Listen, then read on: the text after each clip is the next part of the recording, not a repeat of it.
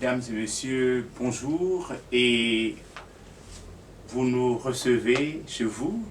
Nous sommes heureux. Je reçois ce matin le Père Jean-Paul du Christ Rédempteur, qui est prêtre de la communauté des Béatitudes en mission en France, et qui, depuis le 27 juin 2021, des mains de son Excellence Monseigneur Jean-Patrick Ibaba, a reçu l'ordination sacerdotale.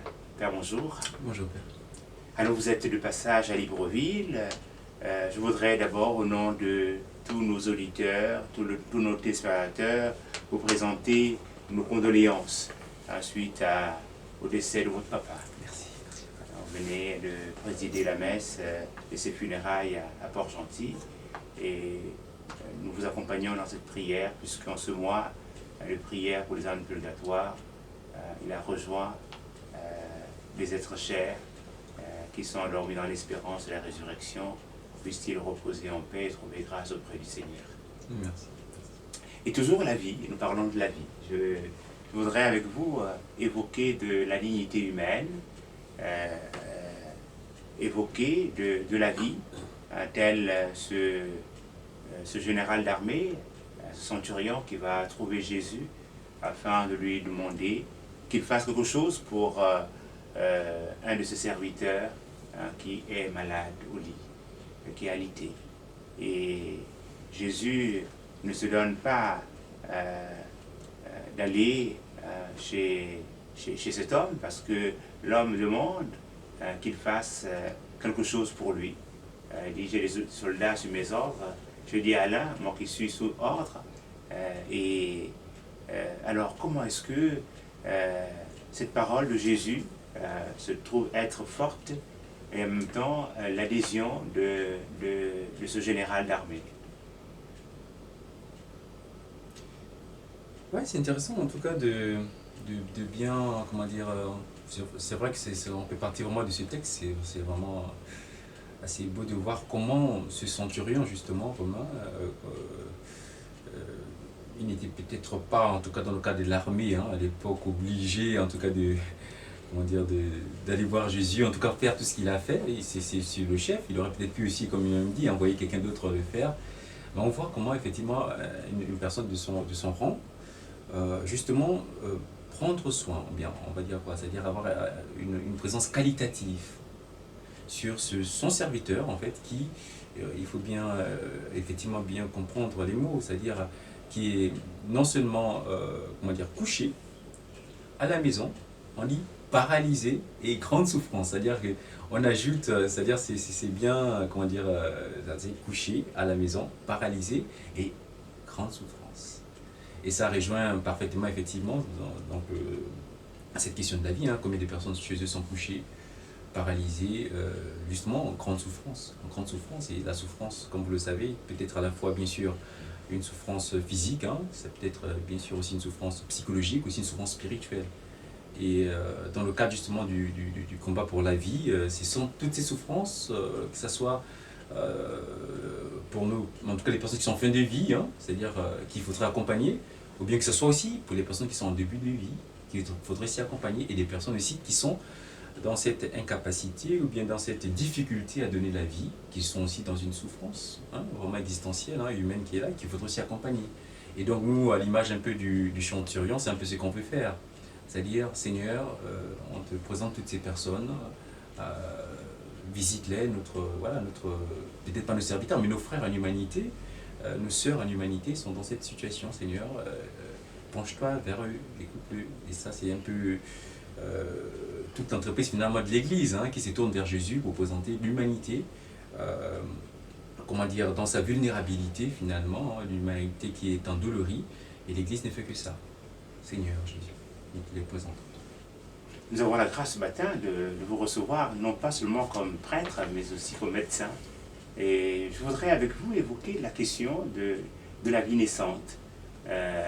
Lorsque un foyer n'arrive pas à s'ouvrir à la vie, malgré tous les efforts qu'ils peuvent consentir et l'amour qu'ils se portent l'un l'autre, que prévoit l'Église pour une vie dans les méthodes de la science que les découvertes qui sont faites. Justement, ça c'est une question qui est, comment dire, très importante et très actuelle d'ailleurs.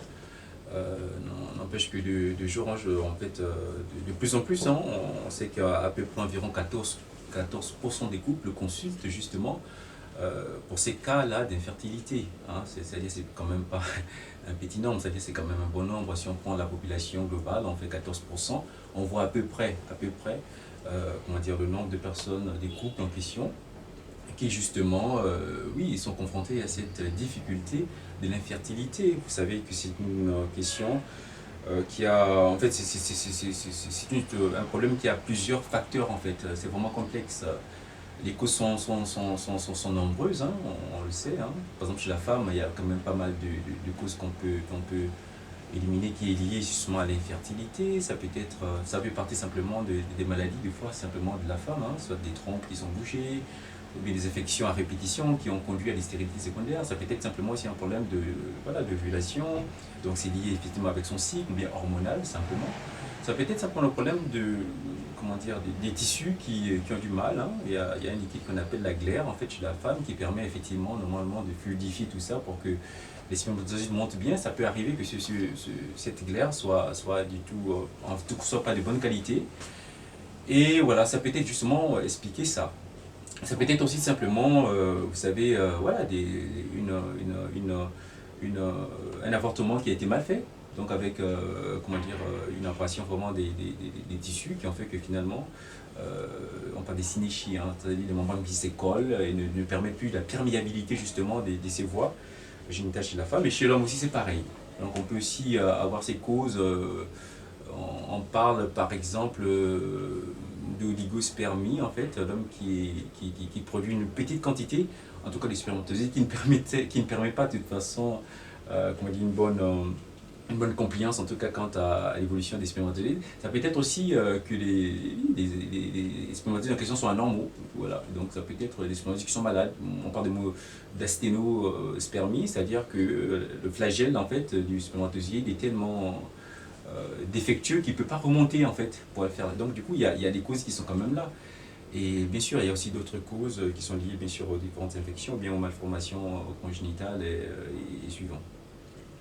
Mais dans tous les cas, toutes ces situations, et je passe aussi du mode de vie, hein, parce que le mode de vie, vous savez, le tabac, l'alcool, les drogues, en tout cas certaines substances qu'on prend, ou même certains éléments dans l'alimentation, et même la situation d'obésité, peuvent favoriser justement ces questions, cet état d'infertilité. Donc vous voyez, il y a des raisons qui sont profondes, dont l'Église justement invite davantage, comment dire,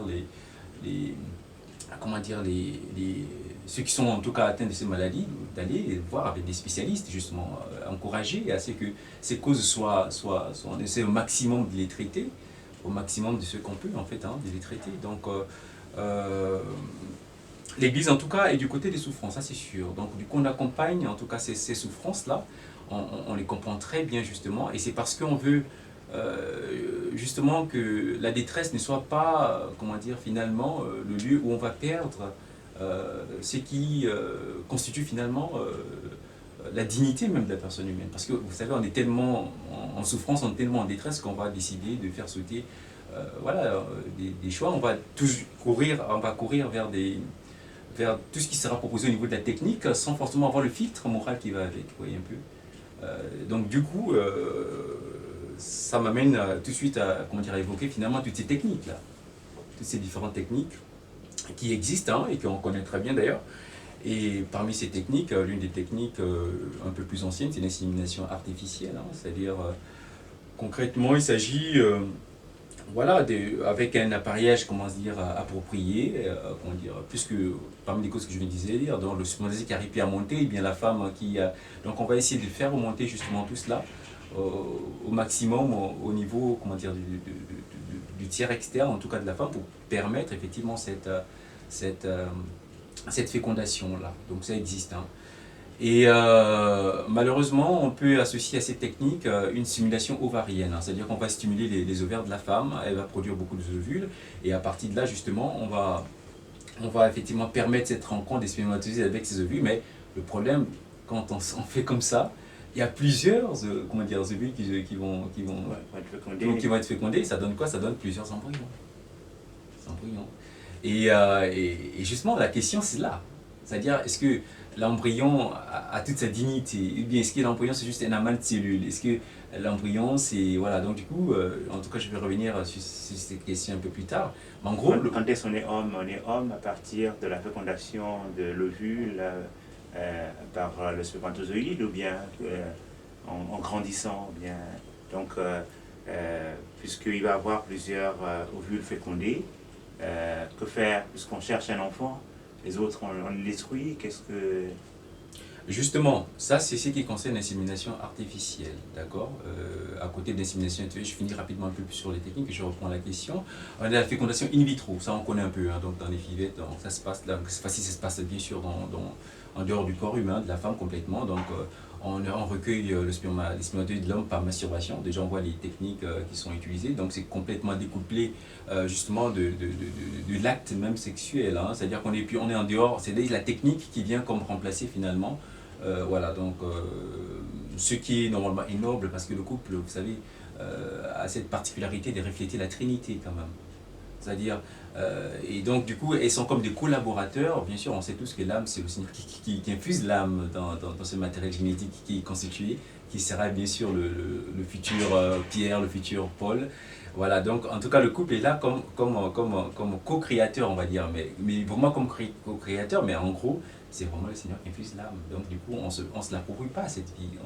On est comme des collaborateurs finalement, pour revenir à ce que le Seigneur a fait dans la création, vous voyez. Donc du coup, normalement le couple est censé effectivement être là, mais là on voit bien que tout est complètement déconnecté. On a une espèce d'amputation concrètement, une espèce de, oui, de violation de ce que le couple normalement dans sa dignité est appelé effectivement à exprimer, à vivre.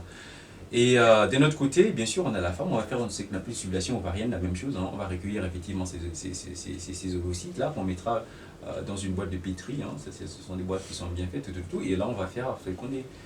Et donc du coup il y a eu fécondation, donc on obtient plusieurs embryons. Qu'est-ce qu'on fait de ces embryons? On prend une certaine quantité, donc environ 5, 6 ou 7, et les autres on fait quoi? On congèle. D'accord, on congèle, et ce qu'on a recueilli là, on les implante dans l'utérus de la femme.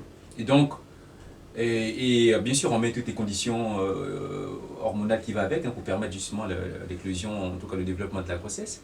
Mais ce qui se passe, le problème c'est que en général, la femme, ou bien en tout cas le couple veut juste un enfant. Donc du coup, quand il y a un embryon qui réussit à s'implanter, on parle d'implantation bien sûr, et les autres, qu'est-ce qu'on fait? Même s'ils se sont arrivés à s'implanter, mais la femme ne veut que un seul enfant, ou bien 2 enfants à la limite, encore donc une grossesse gémellaire. Et on va faire quoi? On va faire ce qu'on appelle une réduction embryonnaire. On va enlever les embryons surnuméraires. En fait, en gros, on va, voilà, en général ce qu'on fait, on les détruit, ou bien à la limite, on les congèle encore à nouveau. Mais dans tous les cas, autant ces couples vont dire comment dire, l'avortement, pas d'avortement, mais là ici nous sommes comment dire, dans un cas typique qui dit d'un avortement, mais par analogie, vous voyez un peu. C'est une forme d'avortement qui ne dit pas trop son nom, mais c'est ce qu'on fait exactement quand on fait une réduction embryonnaire. Donc effectivement on enlève ces embryons, mais malheureusement au détriment des vies.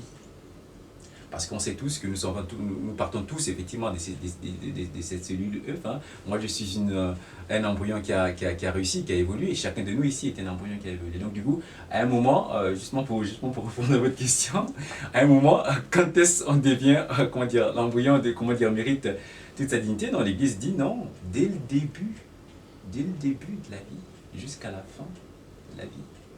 Et c'est que l'Église dit, oui, l'Église dit bien sûr à la lumière, bien sûr de la foi, mais aussi de la raison. La preuve, c'est que quand on lit un peu les différents droits que nous avons, hein, les codes civils que nous avons, hein, c'est fortement justement en faveur de ce que l'Église dit. L'Église n'est pas en train de crier en fait, simplement sur un coup de tête comme ça. Non, une réalité, on sait tout ce qui s'est passé après la Deuxième Guerre mondiale, d'accord, où le régime, en tout cas hitlérien, a manipulé, effectivement, comment dire, non, des personnes du monde, on a fait des expérimentations, mais ignobles, vraiment avec une forte atteinte à la dignité et humaine. Et là, à partir de là, justement, ces lois ont été votées. Pour dire que non, toute vie mérite le respect dès le début jusqu'à la fin. Ça, c'est justement la raison qui le dit, parce qu'on voit bien que l'homme, à la différence de l'animal, n'a pas cette même dignité. Même aujourd'hui, vous voyez, on se bat pour les animaux, on veut protéger aux animaux. Ça, il faut revenir dans l'enseignement de l'écologie intégrale, justement, prôné par le pape, de Laudato Si. Simplement, il faut revenir. Donc, du coup, si on veut rentrer vraiment dans une écologie vraiment intégrale, qui prend en compte effectivement la défense de la vie, pas que des animaux, pas que, mais en plus forte raison l'homme, vous voyez, un peu l'homme dans les deux buts. Donc, du coup, c'est en fait un peu cette amputation. Et malheureusement, il y a ce qu'on appelle, comment dire, le projet parental, hein, la question du projet parental. C'est-à-dire, tant que l'embryon, vous voyez, est congelé, tout ça, dans la machine, ben c'est un amas de cellules. Hein. Et en général, qu'est-ce qu'on fait? Des fois, les couples oublient même hein, que cet embryon est dans... parce qu'on ne sait pas tous ce qu'on en fait. Il y en a tellement d'embryons qu'on a produits, on ne sait plus où est-ce qu'on les met. Et la science nous fait récupérer pour des recherches, hein, tout ça. Et le projet parental dit quoi? Le projet parental dit simplement, c'est-à-dire, si l'embryon rentre dans un projet parental, alors il devient une personne humaine. On le considère à part entière comme celui le bébé. En fait, ça devient la grossesse précieuse, vous voyez un peu, avec tout l'intérêt qu'on accorde à une vie qui commence, vous voyez un peu. C'est-à-dire, en général, même dans les couples, hein, quand on entend un enfant, quand la femme ne voit plus ses règles, tout le monde est content. Parce que, elle n'a pas vu ses règles. Ça veut dire qu'il y a la vie. Ça veut dire qu'après, elle va tester, les bêta-CG sont élevés, on est content. On accueille la vie, vous voyez un peu. Mais aujourd'hui, c'est plus ça. C'est-à-dire que tant que l'embryon rentre dans un projet parental, c'est une personne humaine. Donc elle a tout l'intérêt qui va avec. Et, ouais, et subitement, quand elle rentre pas dans un projet parental, eh ben, c'est un amas de cellules. Vous voyez un peu, comment dire, on peut dire quoi, oui, cette perversion de la pensée, où effectivement on réduit l'homme. En fait, ça nous arrange finalement. C'est nous qui décidons à quel moment c'est une personne humaine, c'est nous qui décidons à quel moment c'est pas une personne humaine. On oublie que c'est Dieu qui justement crée la vie. C'est pas à nous de décider que cet embryon devienne une personne humaine, mais c'est Dieu qui crée la vie. Et l'Église dit, toute vie doit être protégée dès le début jusqu'à la fin. Pourquoi? Parce que justement c'est Dieu le créateur de la vie. En gros, hein, là je résume un peu de manière un peu rapide cette pensée de l'Église. Donc en gros, il y a cette question, bien sûr, de la fertilité, comme je dis, qui demeure un problème comment dire, assez récurrent. Donc il faut effectivement intéresser les couples, tout ça.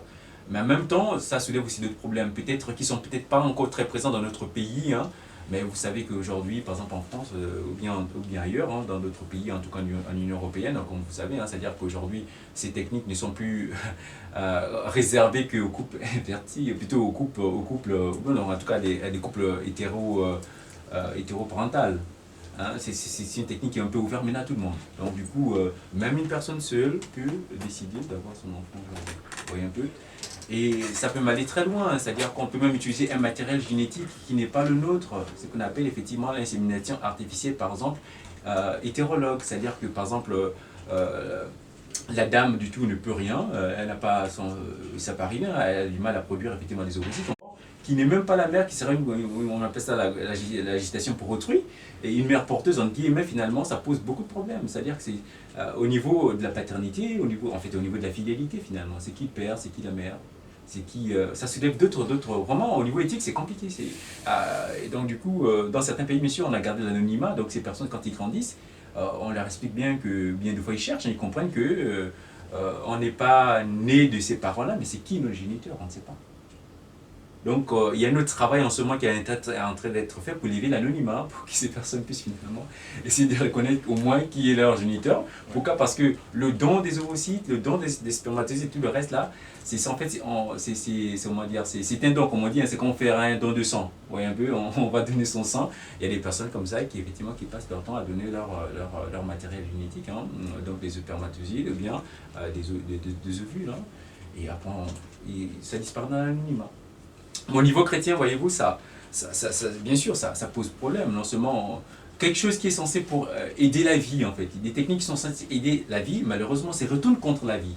Parce qu'en faisant ça, en fait, par exemple, quand on parle des bébés, oui, des bébés médicaments, c'est-à-dire qu'on va faire un embryon uniquement qui va servir pour aider, par exemple, son frère, comment dire, qui a une pathologie génétique, bon, à partir de l'autre, ça sert en fait comme le bébé médicament, en fait, cet embryon, on va utiliser, par exemple, si c'est un problème rénal, c'est pas quoi, à partir de là, on va produire un rein, et ce rein va servir, par exemple, à remplacer le rein de l'enfant voilà, quoi. Et donc, du coup, on est arrivé à ces aberrations-là. Donc, où on considère ce moins de mal, mais l'Église dit non, c'est pas un moins de mal, parce que là, il y a quand même destruction de la vie. Donc, comme je dis, on veut aider la vie, on veut effectivement militer pour la vie, mais au détriment de la vie. Et donc, du coup, concrètement, ça ne peut pas se justifier. Ça ne peut pas se justifier. Et en même temps aussi, la souffrance, la détresse ne devrait pas nous amener finalement à rentrer dans ce climat de, voilà, quoi, de posture contre la vie. Alors comment est-ce que les médecins, les catholiques médecins, puisque ce sont des méthodes qui existent sous notre cieux, et puisque nous sommes aussi dans un partage de connaissances ou de pratiques, comment est-ce que, quel conseil donner à un médecin chrétien ou un médecin en faveur de la vie qui a juré pour la vie? Mais c'est justement, comme vous savez, hein, dans ces questions, en général, prenons par exemple un cas qu'on connaît tous un peu, c'est le cas de l'avortement. On sait tous que le médecin n'est pas contraint de le faire. Hein. Le médecin, vraiment, c'est parce qu'il a... on ne peut pas contraindre un médecin, par exemple, effectivement, comment dire, à détruire la vie. Non, on ne contraint pas à détruire la vie, bien au contraire. Mais il peut y avoir des conditions particulières, bien sûr, on sait, hein, c'est-à-dire des conditions thérapeutiques qui font que vraiment, il y a, par exemple, la maman est très menacée par la grossesse, et ça peut arriver. Nous sommes dans des situations effectivement un peu, comment dire, des fois très difficiles, très compliquées au niveau éthique, il faut décider.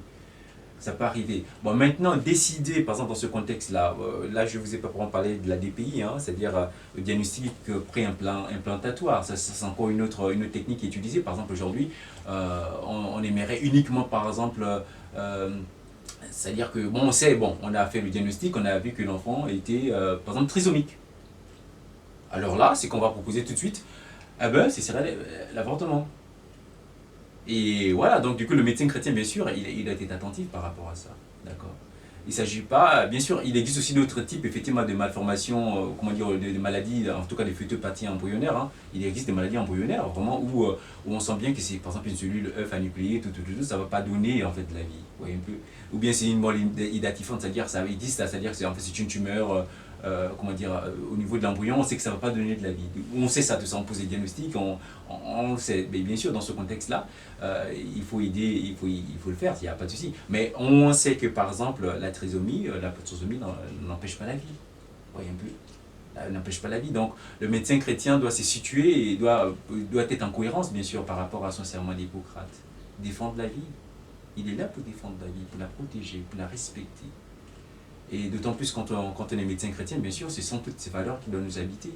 D'accord ? Sachant que les gestes qu'on pose, que ce soit au niveau de la technique, en fait, on ne doit pas se laisser bluffer par la technique, ou bien, parce que c'est tellement beau ces choses-là, quand on va en laboratoire, on se laisse bluffer par ça, non ?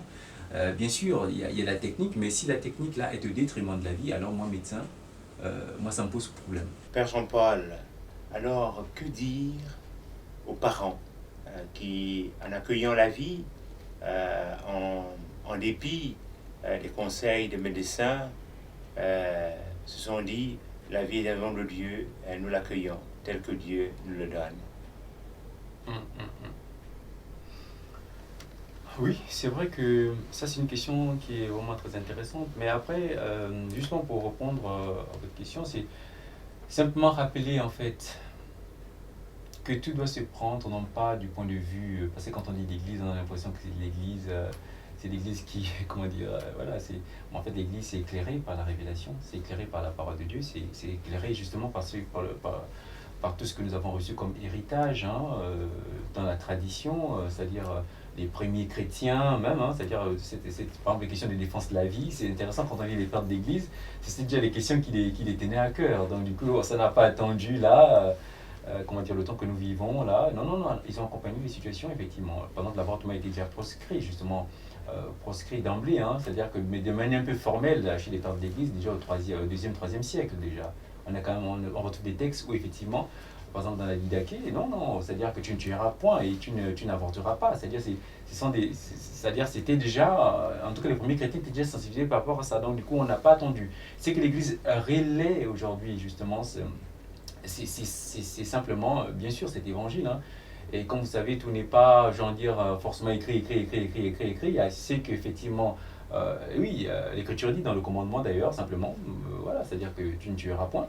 Euh, et après, c'est maintenant, on sait qu'il y a plusieurs manières de tuer la vie. On peut les tuer dans l'œuf, comme on dit. Quand l'œuf, c'est un peu exactement ce qui se passe dans le cadre, bien sûr, des embryons, tout le reste. C'est la vie qu'on manipule dans l'œuf, hein, mais c'est déjà la vie, et on peut l'étouffer. Et voilà, donc du coup, par rapport à ça, justement, la référence, bien sûr, principale, c'est le Christ. Hein. Ça, il ne faudrait pas qu'on oublie. Et nous sommes dans le temps de l'Avent. Qu'est-ce qui se passe dans le temps de l'Avent? On se prépare à quoi finalement? On se prépare à accueillir qui? Hein? On se prépare justement à accueillir le Christ, hein, par le mystère de l'incarnation. Donc, le Fils de Dieu vient confirmer la dignité de toutes les vies humaines. Et il vient vraiment confirmer cela dans cette dignité de l'âme qui est constituée bien sûr de l'être humain. Donc c'est pourquoi, si le Christ prend cette peine justement de s'incarner et vraiment confirmer la dignité de toute vie humaine, et même dès le début, parce que le Christ, il faut dire qu'il a été aussi un embryon. Il a traversé toutes ces étapes-là. C'est-à-dire que même dans l'embryon, il était Seigneur. Il n'a pas attendu d'être Seigneur, quand il est né à Noël, comme on va le faire.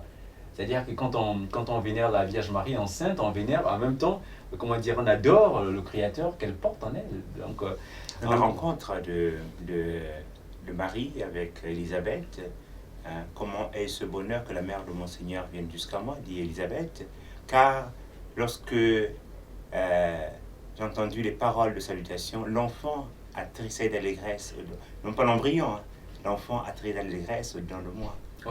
Oui. Effectivement, l'enfant avait déjà 6 mois, on a dit le texte, effectivement, Et oui, donc c'était effectivement un fœtus, on va dire.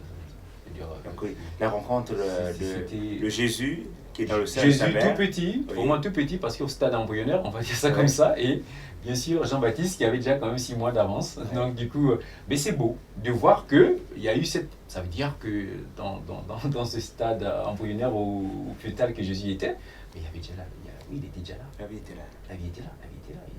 Et donc c'est nous chrétiens justement, c'est en conscience que c'est lui qui, comme j'ai dit, sanctifie la vie en nous, c'est lui qui relève ses dignités sur le Christ. Hein. C'est pour ça que dans l'enseignement du Concile on dit, en réalité le mystère de l'homme ne s'éclaire vraiment que dans le mystère du Verbe incarné. Vous voyez un peu? Ça, il ne faudrait pas justement qu'on perde cette image, parce qu'on risquerait de penser que c'est l'Église qui dit, mais en fait l'Église dit c'est qu'elle a reçu, c'est qu'elle a reçu bien sûr du Créateur. Donc nous aussi en tant que chrétiens, c'est vraiment de cet enseignement qu'on doit s'impliquer.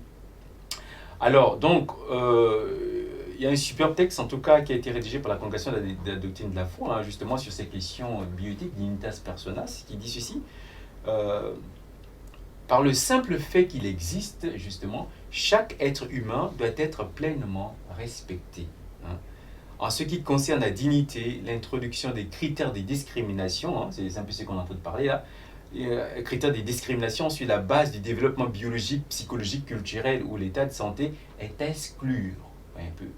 Et c'est ce qui se passe dans le diagnostic préimplantatoire. Vous voyez, on va chercher des embryons un peu qui sont en tout cas les meilleurs. Voilà, c'est-à-dire qu'on a regardé la cartographie génétique, on a vu qu'il n'y a aucun problème au niveau génétique. En fait, en gros, c'est de l'eugénisme. En fait. C'est-à-dire qu'on trie, c'est-à-dire qu'on décide de faire vivre un type d'embryon parce que mais cet embryon peut-être va naître, après il y aura un accident, après il va mourir. Vous voyez, c'est-à-dire qu'on va sur des considérations un peu, après on oublie vraiment.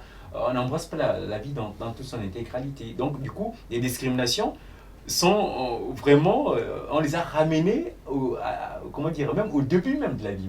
C'est-à-dire que depuis là déjà, on est dans cette Aujourd'hui, comme j'expliquais, que ceux qui ont recours même déjà à ces méthodes de fécondation, c'est plus des personnes qui sont en situation de stérilité. C'est-à-dire qu'il y a des personnes, par exemple, des familles, hein, c'est bien présent aux États-Unis, hein, c'est-à-dire, ils ont eu des garçons que jusque-là, ils ont eu trois garçons, ils veulent avoir une fille. Mais comme ils ne veulent pas, justement, accueillir, par exemple, cette vie vraiment comme un don qu'est-ce qu'ils font? Ben, ils vont directement voir le médecin, ils disent, bon, nous on veut une fille. Donc on fait des fécondations, donc on va uniquement sélectionner, par exemple, l'embryon qui aurait effectivement le karyotype avec XX pour dire que c'est la femme, et on implante. Aujourd'hui, c'est ce qui se passe là. Attends, le diagnostic, vous savez que le diagnostic préimplantatoire, ce n'est plus pour chercher quelle pathologie, quel truc, voilà, ça a donné effectivement, c'est tous ces dérives aujourd'hui qu'on a. Vous voyez un peu? Moi j'ai été un jour très, très impressionné par un couple, hein, du côté de la Suisse qui s'approchait et la femme était enceinte, tout ça. J'ai posé la question, mais c'est quoi le sexe de votre enfant? Elle m'a dit, ben non, on va le découvrir à la naissance. Alors là, j'ai été émerveillé. Donc à chaque fois qu'elles vont les visites, on demande au médecin, elles disent non, non, non, ne me dites pas le sexe de notre enfant. On veut savoir est-ce qu'il va bien, est-ce qu'on veut le découvrir à la naissance, on veut l'accueillir comme un don. C'est-à-dire qu'on ne sait pas comment il sera, on ne sait pas, on veut l'accueillir comme un don. Moi j'ai écouté ça, je me dis, oh, moi, en tant que médecin ça m'a un peu choqué. Bon, mais elle était dans une autre dynamique en fait. Je dis, mais ouais, c'est ça finalement. Il faudrait qu'on réapprenne justement à redécouvrir la vie comme un don. Et donc du coup, est-ce que l'enfant a des pathologies particulières? Et ils ne savent pas parce qu'ils n'ont pas fait ça. Ils n'ont pas fait de diagnostic préimplantatif, non, ils n'ont pas fait, ils ne veulent pas savoir. Tout ce qu'ils veulent savoir, c'est accueillir. Et effectivement, cet enfant est né, c'était une fille, d'ailleurs, on l'a baptisée dans l'exonité, tout ça. On était tous émerveillés de l'accueillir, en fait, pendant combien de temps? C'était une fille, finalement. Vous voyez un peu? C'est vrai que Marie a eu le mot de passe, hein, de la part de l'ange, que ce serait un homme qui naîtra. Mais voilà, bon, ça c'est un peu des cas particuliers. Mais en général, nos grands-parents, quand ils nous ont reçus, ils n'avaient pas ces informations. Nos parents nous ont reçus comme un don.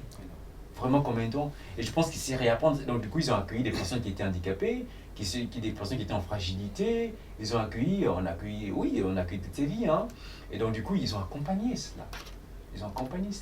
Mais nous, aujourd'hui, avec, bien sûr, influencés par toutes ces méthodes, finalement, on oublie l'essentiel de la dignité. Ils n'étaient pas forcément des grands chrétiens, nos grands-parents. Mais ils étaient simplement marqués par ce souci, vraiment, qui les habitait. Hein, on ne sait pas trop comment, mais et comme on dit, c'est d'abord même sur le plan de la raison, hein, sur le plan de la loi naturelle, où c'est mon enfant, quel qu'il soit, comment dire, les différents types d'anomalies qu'il puisse avoir, mais ça reste mon enfant. Accueillir un enfant. Accueillir un enfant. Dans ce qu'il est. Dans ce qu'il est, comme il est. Comme il est. Comme il il y a des familles qui ont accueilli des drépanocytaires, alors qu'ils savaient, normalement, comment on peut le savoir, hein, c'est-à-dire on sait que votre enfant pourra naître drépanocytaire, mais ils ont pris le choix de l'accueillir. C'est un choix. Ils savaient que c'était compliqué. Comme si quand on prend le choix d'accueillir un trisomique, on sait que c'est un enfant voilà, qui naît peut-être avec certaines malformations, mais ça reste une fille, ils ont accueilli. Moi, je connais des couples qui ont même justement adopté des enfants trisomiques, hein, alors qu'ils avaient déjà des enfants. Hein. Donc du coup, dans ce souci, bien sûr, parce que c'était un médecin, hein, il était effectivement voilà, donc du coup, la dame a couché, a abandonné l'enfant. Et après, on était là, on fait quoi de l'enfant finalement? C'était une petite trisomie qui était née, on fait quoi de l'enfant? Les parents n'en voulaient pas. Et tout le personnel de santé, ils étaient là, ils étaient tellement touchés. Ben, ils ont adopté cet enfant. Aujourd'hui, oui, l'enfant, c'est vrai, il est décédé 18 ans ou 20 ans après, mais l'enfant a fait vraiment leur joie, leur bonheur, quand ils l'ont accueilli. Vous voyez un peu, l'accueil de la vie. On ne sait pas ce que ces petits êtres-là sont capables, et Dieu bénit justement. Il ne faut pas oublier ça aussi. Hein. Ça, c'est quand Dieu bénit justement lorsqu'on fait toujours le choix de la vie. En tout cas, le choix de la vie, c'est toujours source de bénédiction. Hein. C'est un peu exactement ce qui se passe quand moi dans le premier livre de la Genèse avec Caïn, hein, qui ôte la vie de son frère. Mais qu'est-ce qui se passe? À partir de là, jamais dans la Bible on a vu que le Seigneur avait explicitement maudit, comment dire, bon, le Seigneur maudit. Bon, en fait, il n'y avait pas une parole en fait de malédiction explicite sur un homme. Mais il y a eu le problème de la conscience. Oui. Et c'est la première fois qu'on dit, en tout cas, à travers ce meurtre, que non, la terre est maudite, quand on lit bien le texte, on voit ça. Hein, c'est-à-dire la malédiction rentre en fait lorsque la vie, franchement, est ruinée, n'est pas respectée, malheureusement. En tout cas, si on se réfère bien sûr au niveau spirituel. Donc c'est pour ça qu'il y a aussi des conséquences spirituelles lorsqu'on détruit la vie. Hein. C'est pas que des actes anodins, quoi. Et je pense que tout ça, ça va ensemble normalement, ça va ensemble. Et justement, comme je disais, nous sommes dans ce temps de l'Avent, où nous pouvons justement encore, on ne peut qu'encourager les couples Oui, tout en comprenant bien sûr les souffrances, on comprend les souffrances. On connaît des femmes qui ont voulu tant avoir comment dire, des enfants, mais ils ne peuvent pas. En même temps aussi, voilà, donc du coup, ils ne peuvent pas, on comprend ça, on compatit, on accompagne, mais ça ne veut pas dire que maintenant qu'il faudrait aller juste au point à dévaloriser justement la vie. La vie. Père Jean-Paul du Christ Rédempteur, prêtre de la communauté des Béatitudes en mission en France. Père, nous venons de parler de la vie à peine conçue, mais il y a aussi le problème de la vie en phase terminale. Ces personnes qui, ayant développé une pathologie qui les condamne au lit, restent souvent branchées dans les hôpitaux. Que dit l'Église? C'est vrai, tu ne tueras pas. L'Église face à l'euthanasie, qu'est-ce qu'on peut dire? Ah oui, c'est vrai que la question de la fin de vie aussi, ça soulève. En général, ce sont des extrêmes. Ce sont des extrêmes. Le début de la fin de vie comment dire, le début de la vie et la fin de vie. Ce sont des extrêmes où vraiment on tire dans tous les sens en général. Et dans la première partie, bien sûr, on a dit qu'il faudra accepter la part du mystère qui nous échappe, le mystère du don. C'est un peu ça dont nous sommes invités effectivement à rentrer. Mais justement, une fois que le don y est présent, maintenant il faut accompagner, d'accord? Quand on accueille la vie, il faut l'accompagner jusqu'au bout. C'est pour ça que l'Église dit bien sûr que le début jusqu'à la fin, bien sûr, oui, la vie doit être respectée, comme bien nos codes civils le disent si bien, d'accord? C'est pas que... Donc, oui, le respect de l'intégrité de la personne dans tout ce qu'elle est doit toujours être, bien sûr, respecté. Alors, justement, le cas de la fin de la vie, ça nous parle à plusieurs titres. Nous qui sommes ici en région subsaharienne, particulièrement au Gabon, et on sait combien, oui, on a quand même des structures au niveau de nos structures sont c'est un peu compliqué quand même, c'est compliqué. Autant par exemple en France, en Suisse ou bien ailleurs, on a quand même pas mal de structures quand même qui sont mises en place, même si, ouais, mais il y a quand même des structures qui sont mises en place pour accompagner justement cette fin de vie. Et l'Église, par exemple, dans ce contexte-là, encourage beaucoup, comment dire, ce qu'on appelle les soins palliatifs, par exemple. Les soins palliatifs, c'est pas simplement aller à l'hôpital, on te fait une injection pour calmer une douleur, non. Les soins palliatifs, c'est vraiment tout un système qui est mis en place, mais vraiment pour accompagner la fin de vie, vous voyez un peu. Et ça, c'est un peu la solution, finalement.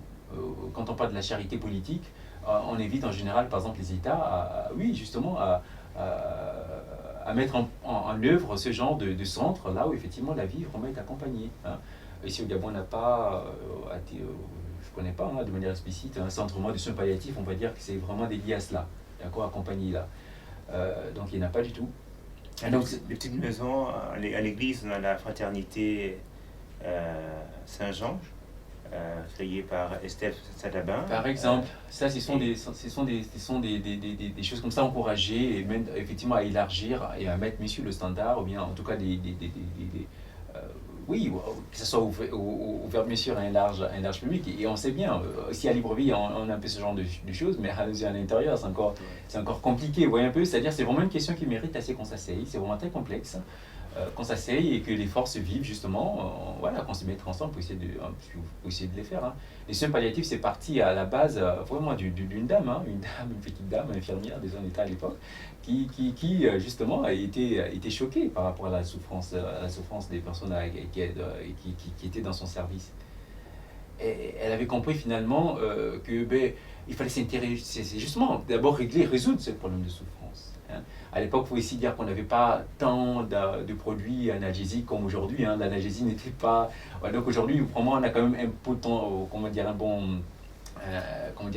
même, on est quand même plus avancé sur ces questions quand même de traitement de la douleur, de prise en charge. Parce qu'en réalité, ces personnes-là, lorsqu'ils sont confrontés à ce genre de problème, lorsqu'on met effectivement à leur endroit un plateau technique adéquat pour accompagner en général la souffrance, par exemple, en général, ils ne veulent plus d'euthanasie. Parce qu'en réalité, quand on essaie de regarder, Le problème, c'est quoi? Le problème, c'est qu'on a un problème qui est lié à l'individualisme, par exemple, hein. C'est-à-dire qu'aujourd'hui, on est en train de rentrer une culture individualiste, alors que nous, ici, par exemple, on est plutôt un peu très communautariste. Bref, on est en train vraiment de changer les paradigmes, en tout cas, ils sont en train de changer là. On rentre dans une culture individualiste, et finalement, voilà, quoi, c'est seul, et la solitude aussi qui commence à rentrer. À l'époque, on ne mourait pas seul, quand même, hein. C'est-à-dire qu'il y avait tout un truc, on encadrait, on accompagnait nos morts. Donc aujourd'hui, on est plutôt dans ce contexte de solitude. On va laisser le pépé là-bas, c'est le gros sorcier, hein, c'est le critère. Hein, on va mettre bon, c'est lui le sorcier, c'est lui qui tue la famille. Et voilà, donc du coup, on le laisse seul. Et c'est quand il est situation, il est en train de mourir, qu'on essaie maintenant de tous se rassembler pour essayer de faire quelque chose. Mais ouais, c'est un peu on a notre réalité ici à nous. Hein. Ailleurs, les choses sont quand même un peu plus. Par exemple, on a les EHPAD, on a pas mal de structures justement qui sont mises en place pour accompagner ces personnes-là, ces personnes âgées. Et voilà. Et même simplement au niveau, oui, ben, il faut encourager justement qu'il y ait justement ces différents centres hein, qui se soient créés. Et voilà, donc du coup, l'Église n'est pas justement pour l'euthanasie, parce que l'euthanasie, bien sûr, reste à coup sûr hein, un crime. Un crime, hein, c'est un homicide, ouais, c'est même volontaire. Hein, faut le dire, c'est pas passé forcément que le droit, dans certains cas, encadrer ça, que finalement, non, il faut dire c'est qu'ils sont. C'est-à-dire qu'on introduit une dose létale quand même. Hein, c'est-à-dire une injection létale à une personne, voilà, et la personne. On parle d'euthanasie, à côté de l'euthanasie, il faut savoir, il y a aussi ce qu'on appelle le suicide assisté, par exemple, dans certains pays, par exemple, le suicide assisté. C'est-à-dire, la personne veut se suicider, bon, on n'aimerait plus que ça se passe dans des conditions drastiques où il saute. Comment dire, il saute, c'est pas quoi, un immeuble. Non, non, non, on va le mettre dans une salle avec le plateau technique adéquat et on va lui donner son aiguille à lui. Et elle n'a plus qu'à appuyer, en tout cas, c'est elle qui meurt. Nous en tout cas, la société, on dispose voilà, des conditions. Suicide assisté, vous voyez un peu. Donc, c'est ça. Et malheureusement, il y a encore une autre question, justement, dans l'accompagnement des personnes en fin de vie, c'est un peu la question, comme vous savez. Ici, on n'est pas encore dans ce cas, mais nous, c'est à nous d'être vigilants. Hein. Par exemple, à tout ce qui concerne, par exemple, vraiment l'accompagnement de nos personnes qui sont en situation de vulnérabilité, hein, des personnes particulièrement âgées, ou bien ceux qui sont bien sûr atteints des maladies assez graves, telles que par exemple le cancer et tout le reste. Et cette question, par exemple, on a décidé, hein, et ça c'est un beau document de l'Église aussi qui est sorti, hein, ça, c'est pour ça qu'il faudrait peut-être effectivement en prendre conscience. Hein. C'est-à-dire que par exemple, la question de l'hydratation, d'accord, et l'alimentation, qui malheureusement dans certaines lois, on a considéré tout ça comme des médicaments. C'est-à-dire que l'hydratation et l'alimentation, bon, ça devient un médicament. Et donc du coup, quand on dit par exemple arrêt des médicaments, conclusion, on arrête d'apporter l'eau aux patients, on arrête d'apporter de l'alimentation aux parents parce qu'on dit que ce sont des médicaments. Ouais, un peu. Et malheureusement, la personne, oui, qu'est-ce qui tue la personne? Qu'est-ce qui accélère finalement sa mort? Ben, écoute, elle a soif. Elle a soif. Elle n'a plus de quoi manger. Donc au long terme, ça va donner quoi dans 10 jours, dans 15 jours ça va donner quoi? Ça va donner effectivement une personne simplement à cause de ce qui relève simplement du droit fondamental de l'être, de l'homme, ben, la personne va mourir parce qu'on l'a privé de ce droit. Vous voyez un peu? Et un peu partout, ça fait un peu ça. Hein. C'est-à-dire que oui, il y a certaines lois qui ont été votées en ce sens-là. Hein. Vous pouvez vérifier, hein, la loi Leonetti et Clark-Coran du côté de la France, c'est ce que ça dit. Hein. C'est-à-dire quand on dit arrêt du traitement, c'est ça en fait. On le voit sur la croix, Jésus durant sa passion, il y a soif, et les soldats, ils imbibent une éponge pleine de vinaigre de la portée de l'eau, puisqu'ils sont dans une logique, Jésus doit mourir. C'est vrai effectivement, ils sont dans une logique que Jésus doit mourir, sachant en même temps que, comme on le sait, le vinaigre, c'était pour essayer d'atténuer la souffrance. Donc, ce qu'on veut faire, c'est qu'on étouffe un peu, c'est-à-dire que, oui, c'est-à-dire que on le met dans une espèce d'état d'ébriété pour ne pas peut-être bien percevoir son mal. Hein. En gros, ça soulève une autre question, c'est la fameuse question de la sédation. La sédation en elle-même n'est pas mauvaise. Hein. De toute façon, quand une personne est dans une situation de fois des douleurs rebelles, où on a essayé de donner des certains paliers, par exemple le palier 3, et s'il y a une résistance accrue dans les traitements du palier 3, par exemple style morphinique et tout le reste, et si vraiment la personne malgré ça est toujours, mais qu'est-ce qu'on fait? Oui, on peut être amené à sédater, d'accord? On parle de sédation profonde, donc on endort le patient normalement avec une analgésie adéquate, en tout cas qui est quand même bien codifié. Hein. Et voilà, donc ça peut arriver, d'accord. Mais en même temps, aujourd'hui, on est rentré dans notre logique, en fait. C'est notre type de sédation, par exemple. La sédation profonde et continue, cette fois-ci, c'est irréversible.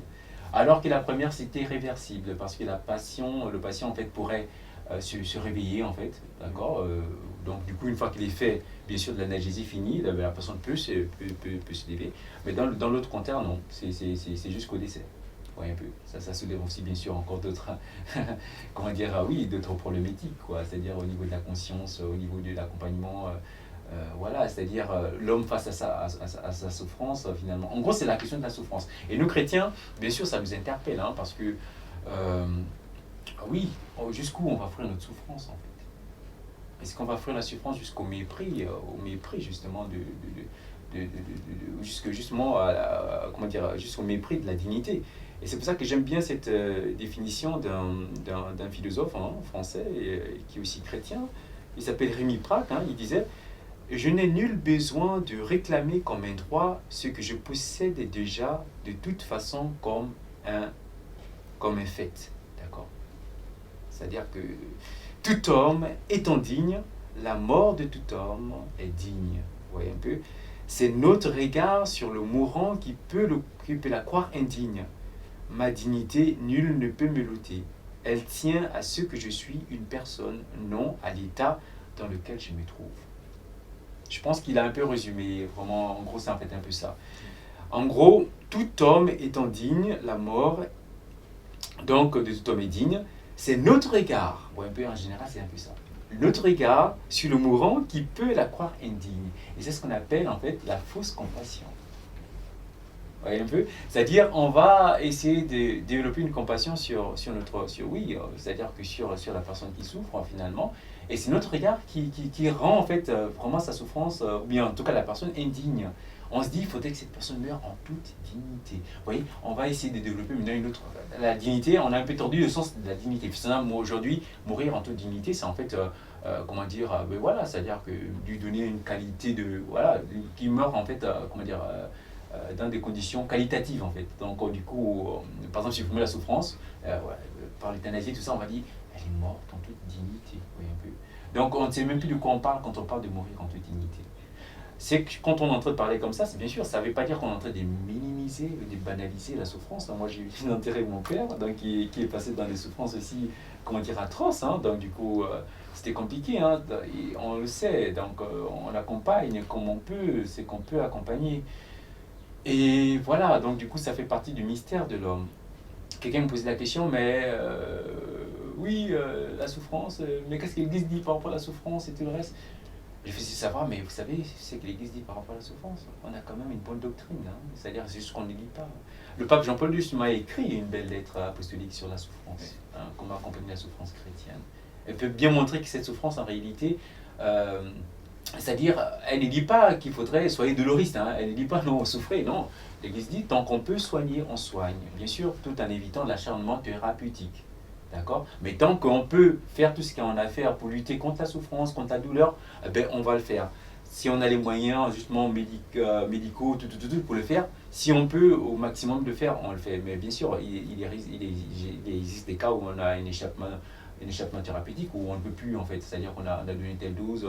Des fois certains traitements chimiothérapiques en chimiothérapie deviennent nocifs même pour la personne qui y subit. Donc du coup, à un moment, il faut maintenant savoir. Tout ça, c'est pas en fait un gros. C'est cas par cas. Il faut accompagner ça.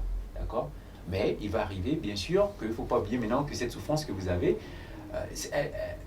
quand on est chrétien, elle a un sens, dans le sens où elle n'est pas simplement qu'une souffrance vide, en fait, mais parce que le Christ, en fait, finalement, rejoint chacun dans cette souffrance. Et Paul le dit, j'achève dans ma chair ce qui manque aux souffrances de Christ. Paul le dit, mais il y a aussi un passage aussi qui est quand même assez intéressant, où peut-être on passe un peu très vite, hein, quand le Christ dit... ceux qui me visitent, comment dire, les personnes qui visitent à l'hôpital, vous m'avez visité à l'hôpital, vous m'avez visité en prison, vous m'avez visité, oui, Matthieu 28, vous m'avez visité, mais c'est à moi que vous avez visité.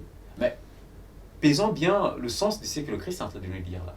Ces personnes qu'on visite par exemple en prison, ce sont des personnes qui ont violé, ce sont des personnes qui ont tué, ce sont des personnes, mais vraiment ce sont des criminels, même si on sait qu'il y a aussi des innocents. Mais bref, mais en tout cas on sait que ce ne sont pas des personnes, pas des anges. Mais c'est fou de voir et de comprendre comment le Christ se compare. Ça lui dit que c'est à moi que vous visitez.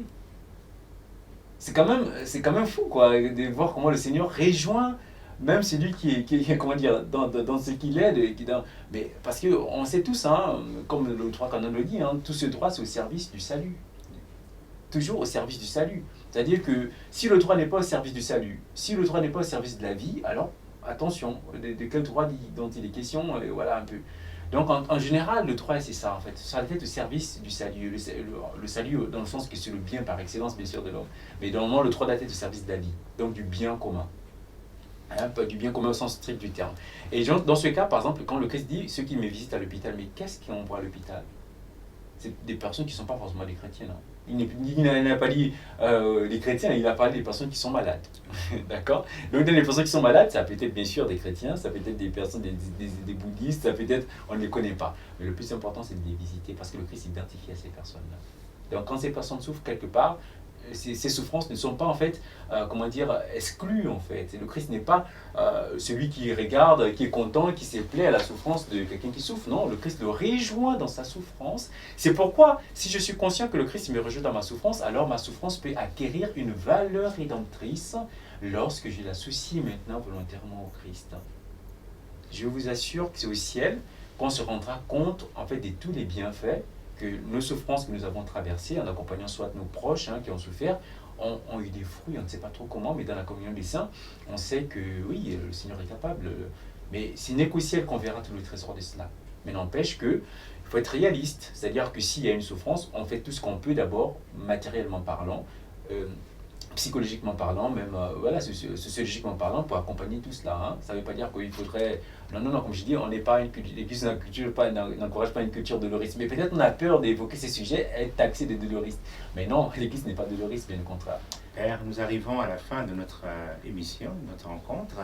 Et nous avons parlé de la vie naissante à protéger, à promouvoir. Nous avons parlé de la vie dans sa fin, une parole pour ceux qui nous écoutent et qui veulent retenir une parole de la vie. Une parole, je ne peux que m'inscrire justement que dans le temps, comme je disais, dans le temps que nous sommes en train de vivre, hein, le temps de l'Avent. Et en général, le temps de l'Avent, comme je disais hier, en tout cas, à ceux qui étaient à la messe, en tout cas à une homélie, je disais, mais vous voyez, quand on vous annonce, quand vous êtes en situation par exemple de guerre, de danger, on vous annonce que il y a une armée X qui vient vous sauver. Alors vous devez être quoi oui, dans une espérance encore plus grande parce que vous savez que vous allez être sauvé. Ici, il ne s'agit pas d'une armée, il ne s'agit pas de, comment dire, même de l'armée la plus puissante au monde, il s'agit du Rédempteur. Vraiment du Rédempteur de l'homme. Il s'agit de notre Créateur, de notre Sauveur. C'est lui qui sait, bien sûr, nos souffrances. Hein. C'est lui qui nous connaît mieux que nous sommes, ce que nous sommes. Il sait ce que nous endurons, il sait ce que nous vivons. Et justement, quand il vient, c'est pour assumer tout cela. Et c'est pour en même temps aussi nous dire, oui, comme on le rappelle, hein, c'est-à-dire que nous sommes en pèlerinage. Il ne faut pas s'y faire que penser qu'on est là pour s'éterniser, pour être... voilà, être sédentaire, hein, c'est la fameuse sécularisation. Non, on n'est pas là pour séculariser. Nous sommes en pèlerinage. On n'aura pas forcément tout ce qu'on veut avoir. Hein. Le prêtre, quand il décide, par exemple, ou bien les religieux, quand ils décident de s'engager, savent que, bien sûr, ils renoncent à une manière de donner la vie, mais, bien sûr, ils embrassent une autre manière de donner la vie. Vous voyez un peu et donc, du coup, c'est un peu dans cette optique-là, de ne pas vous laisser, en fait, écraser par votre souffrance, par votre douleur, mais à se référer particulièrement, justement, à celui qui est capable vraiment de nous remplir, vraiment de nous rassasier de sa vie. Et c'est lui d'ailleurs qui nous la donne. Il nous la donne, mais vraiment de la manière la plus totale, comme nous allons le recevoir dans quelques jours, justement, lorsqu'on va revivre ces festivités de la nativité. Donc je ne peux que vous encourager à tenir ferme, hein, et peut-être pour ceux qui se sentent frustrés, ou bien, comment dire, choqués, peut-être parce qu'ils ont eu recours à ces méthodes, hein, comme on sait, hein, c'est-à-dire que peut-être, oui, la méthode est illicite d'emblée, hein, c'est sûr que c'est illicite, ça, il y a bien sûr, il y a peut-être un chemin de réparation que vous vivrez, tout ça, mais en même temps, la vie que vous avez accueillie reste la vie, d'accord. C'est-à-dire que voilà, donc n'allez pas, comment dire, comme dire, hein, vous avez dit tout à l'heure, tel enfant a tel handicap, voilà, donc du coup ce sont des enfants qui sont dévalués. Non, non, votre enfant n'est pas dévalué, c'est pas possible, c'est pas possible. Il est aimé de Dieu. Il est aimé de Dieu parce que le Seigneur a, bien sûr, il y a toutes les lois là que le Seigneur a créées, c'est lui qui a mis ces processus en place, patati patata. Et donc du coup nous on est conscient de cela, alors c'est pour ça qu'il faut justement mettre ici de l'intelligence et du discernement de la manière de faire les choses pour ne pas comment dire justement entrer en conflit avec le Créateur. Et en même temps il a créé, il a donné le mode d'emploi. Donc c'est le mot de l'emploi dont il fallait rentrer. Mais n'empêche que la vie que vous avez reçue, elle est digne et il faut l'accueillir. Donc n'allez pas effectivement rentrer dans des considérations. Voilà, peut-être vous l'avez fait dans un climat effectivement de détresse, mais c'est pas grave, d'accord, parce que bien sûr le Seigneur est là pour nous pardonner. Et voilà, donc mon propos c'est en fait simplement voilà, mettre de la lumière un peu ça mérite, hein, ça mérite qu'on s'étale davantage, on ne pourra pas. Mais le plus important, laissez-vous instruire justement par le magistère, l'enseignement de l'Église, mais surtout par le Christ lui-même dans ce qu'il nous donne, bien sûr, dans cette relation d'intimité qu'on aura avec lui. On comprend mieux quand le Saint-Esprit nous parle. Merci Père pour ce temps que vous nous avez accordé. Merci pour tous ces éclaircissements en faveur de la vie. Et soyons tous au service de la vie naissante, la vie dans sa phase terminale, mais toujours pour entrer dans cette dynamique de la vie éternelle. Et que le Seigneur vous bénisse, à vous qui avez pris de votre temps pour nous suivre. Et au Père, je souhaite déjà un bon retour. Merci beaucoup, Père.